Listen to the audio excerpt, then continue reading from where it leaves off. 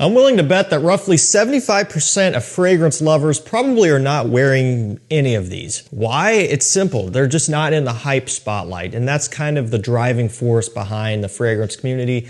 You've got those standout stars from a lot of the really big players, the major designer brands that just kind of lead the pack. Everybody knows them. People are scrambling to buy them and wear them, and those are kind of what get the most attention. However, there are quite a few out there that are a lot more under the radar, some even from big designer brands.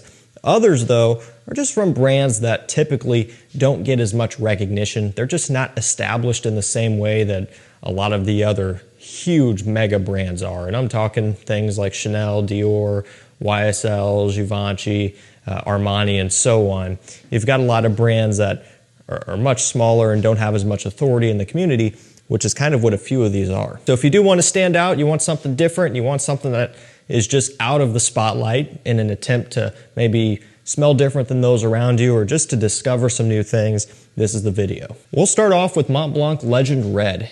You hear quite a bit about Legend Spirit, which is probably one of the most popular ones. The newer Legend Blue has been having some buzz around it as well. And then, of course, the original Legend Odaparfam. All of those are pretty well known. However, Legend Red is one that isn't all that popular, and I think it's a really good release. So it's got blood orange, a cedar wood, some clary sage. It's woody, it's aromatic, it's a little bit musky as well, and kind of has this mature freshness about it rather than going in the more young, playful direction of the original Legend and Spirit and things like that. This one takes a real strong approach on the aromatic side of things, kind of similar to Rocus Loam a little bit. You guys know that one, very popular as well. Uses the blood orange and the woods and the musk and all that stuff.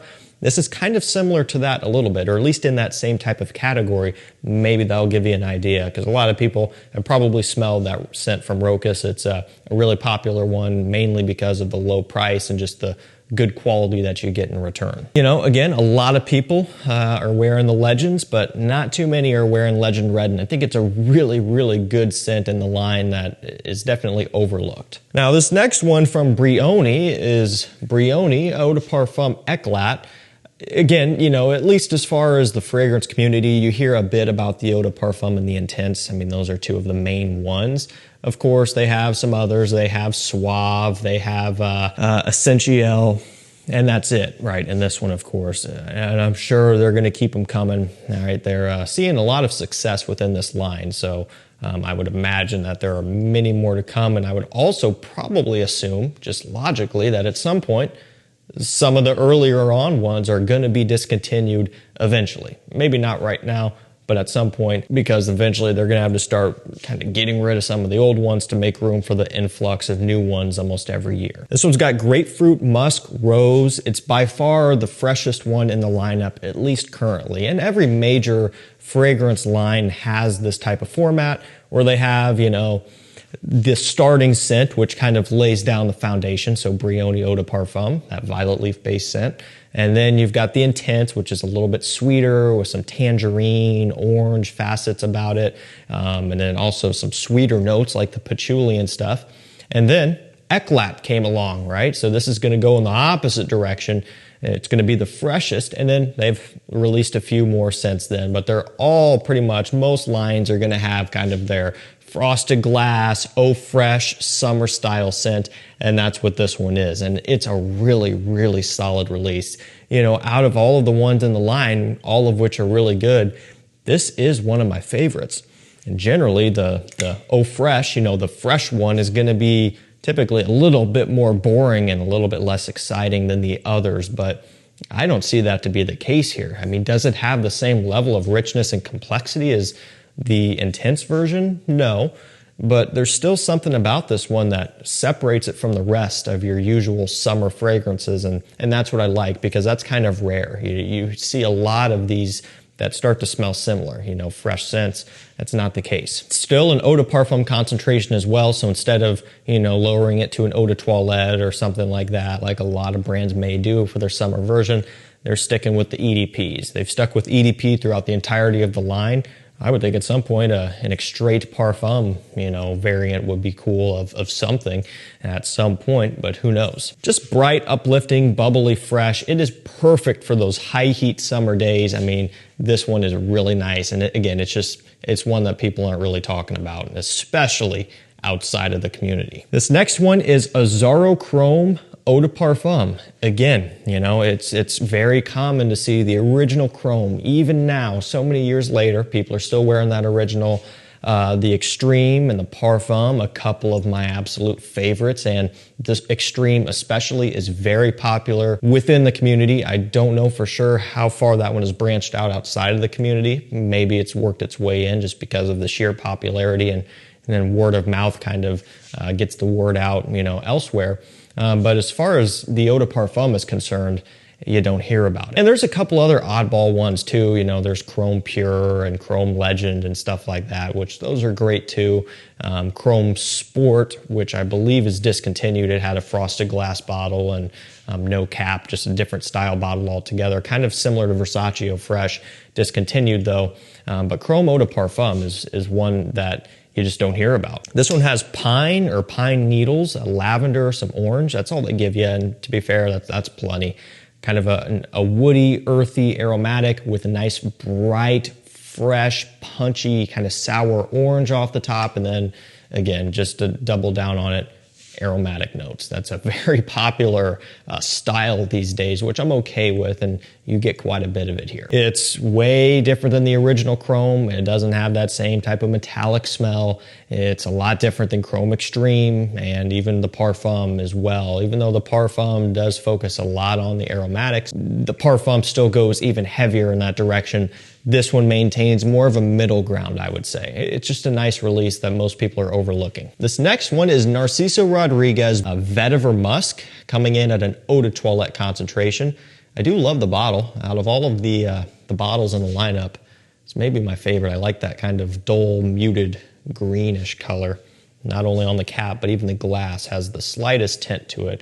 Pretty cool looking. This one has musk, cypress, vetiver, geranium. I mean, they kind of list off the two main accords in the name here, and it does ring true. It is heavily focused on the vetiver and the musk, but also pretty much every other fragrance in this lineup uses a heavy amount of vetiver and musk. So that was kind of my main contention with this one. When it first came out, it was like, you know, yeah, it's kind of an obvious one. It'd be like saying Creed Aventus Pineapple Birch Edition, right? Like Aventus uses pineapple birch, and now you're just releasing another version of something that it already used before. That's kind of, to me, what this felt like. However, after wearing it more, I do see the appeal behind it, and I do really like it. It's just, I don't know, I think they could have done the naming convention a little bit differently. I do like the geranium in here. Maybe they could have called it, you know, geranium musk or something, change it up a little bit. Kind of gives it a bit of more of a green feel, which is, you know, conducive to the bottle design here. Smells really nice, really fresh, really upbeat, very uplifting, I guess, too, is how you could describe it. Just something that gives you a nice hit of energy, you know, whereas I find that the original, the Eau de Parfum, and even the Parfum, they're heavier on the woods, and not as much brightness, and are not quite as bubbly, you know, not quite as bright. The Eau de Toilette Intense or Extreme would be the exception to that, the one with the ice note. But this one kind of goes in that fresher direction as well, just giving you something else to choose from. If you can get this one below retail, which I believe that you can, it's a worthwhile pickup. I do enjoy it a lot. And again, you're just not hearing about this. Nobody's wearing it really. It's one that you could definitely stand out with. We're gonna go for another one from Mont Blanc. This one is Explorer Platinum. Okay, so they've got Explorer Blue as well. They released the new Explorer, Parfum, I guess. I don't know, I don't have it yet, which I haven't tried it, obviously, so I can't speak on that. But Explorer Platinum, again, this one is severely overlooked. This one's got violet leaves, clary sage, cedarwood, another fresh, woody, musky, aromatic scent. It's as simple as that. Coming in at an Eau de Parfum concentration, which is nice to see. You know, they're not completely cheaping out on this one. And you've seen these bottles before, but they're pretty cool looking. Heavy as well. You know, these are pretty affordable. You typically under $50 on discounters. but they've got some heft to them. I mean, this bottom portion right here, this is just glass. There is no liquid in here whatsoever. Is this the most exciting fragrance ever? Definitely not. Would I prefer wearing the original Explorer? Maybe, if I'm in the mood for a Ventus, right? If I'm not really in the mood for a Ventus, which, you know, a lot of the times I am, but if I wasn't, this would be my next choice. Ultimately, though, the idea is that, again, just to double down on it, you're just not seeing people wear Explorer Platinum, right? It's another one that has gone under the radar, shadowed by the sheer hype that the original Explorer is still cultivating. I mean, that one is still very, very popular, and it would take a real breakout star to overcome that. And I think what's going to end up happening is the new Explorer Parfum or Intense or whatever it was that they just put out would be the one that could overcome that current Explorer hype, just because I'm guessing that it's going to be a Ventus inspired as well, being that it's a spin-off of that original. I think, you know, Explorer Platinum, Explorer Blue, whatever other Explorer, Explorer Red, if they came out with that, will never be as popular as the original. Running down to the end with Stronger With You Leather by Armani. So Emporio Armani, Giorgio Armani, whatever, it's Armani, right? And of course Armani, the Acqua di Gio lineup, it's by far their number one cash cow as far as fragrances are concerned, especially the newer releases that they're putting out constantly. There's a reason why they're dumping so much money into the lineup with these flankers, because there's still a lot of you know, attention and interest in the Acqua di Gio lineup, so huge authority in the community. The Stronger With You lineup, you know, the original, Intensely, Absolutely, the core ones, very popular and probably pretty popular outside of the community. But you get into these exclusive editions, leather, oud, sandalwood, tobacco, whatever, nobody's talking about these. And the leather one especially, I feel like, is one you never hear about. And it's kind of funny because it's the most loud. It's just that gold, bright gold bottle, which, to be fair, is just an absolute, you know, fingerprint magnet. It's atrocious looking. I could wipe this off for the video, but it's just going to get fingerprints on it again, so who cares? It's the Stronger With You DNA, that chestnut, the vanilla, the tonka with leather. It's as simple as that. Don't need to go any further into detail.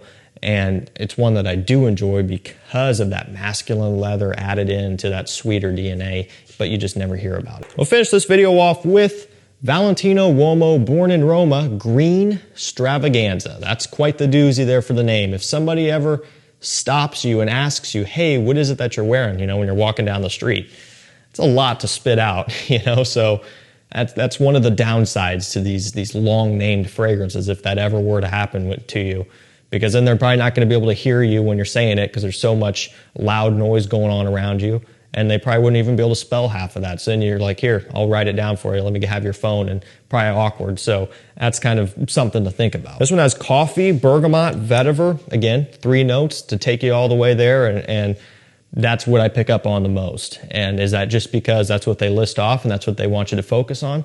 Probably. You know, when I do spray this one, however, I am impressed with the amount of coffee that they give off, because you see it quite often, you know. They'll list off a coffee or a whiskey or an iris or an oud, but then you smell the fragrance and it's like barely there, just a tiny little bit. And it's like, you're doing that for marketing, you know. They're putting that kind of trendy, flashy, cool sounding note in there just to get people to buy it when you barely pick up on it. That's not the case here. A lot of coffee, which I love. I love coffee. I love coffee and fragrances, and so I'm always for it. It's kind of an interesting one because it's coffee and then fresh and green, kind of an interesting combination that does work out really well, and that's not the first time something like this has been done. You see coffee used in a good amount of fresher leaning fragrances, and it does work really well. While a lot of the Born in Romas might be a bit on the boring side for some, Green Stravaganza is one that I do think is a step in the right direction as far as being a bit more unique and kind of doing something a bit more different. Again, just given the fact that it's, one, it's newer anyway, and two, it doesn't have the same type of trendy thing that Roma Intense has. This one will probably always be overlooked. So that's something that you can check out and smell different with. Alrighty guys, that's gonna do it for me. If you wanna smell different than most people out there, I would say, again, about 75% of the people who love fragrances just aren't wearing these and or have no idea that they even exist. I will link them down below to Discounter so you could shop there. Also, sign up to my mailing list and texting list. It's completely 100% free to do so. Hit the link down below, send any text to the number down below. Anytime a rare restock or good sale or good deal comes in, I send out a notification. Eros Najim, Rare the One Gentleman, Bioni Odaparfam 2014, whatever you can think of. Reflection 45 straight for, $280, $300, stuff like that. That's kind of where you're going to find that stuff because it'll go in the flash of an eye, and if you're not on that list getting those notifications, you'll never get it. Thank you guys so much for watching. Stay safe, stay healthy. We'll see you tomorrow with another one. Take care.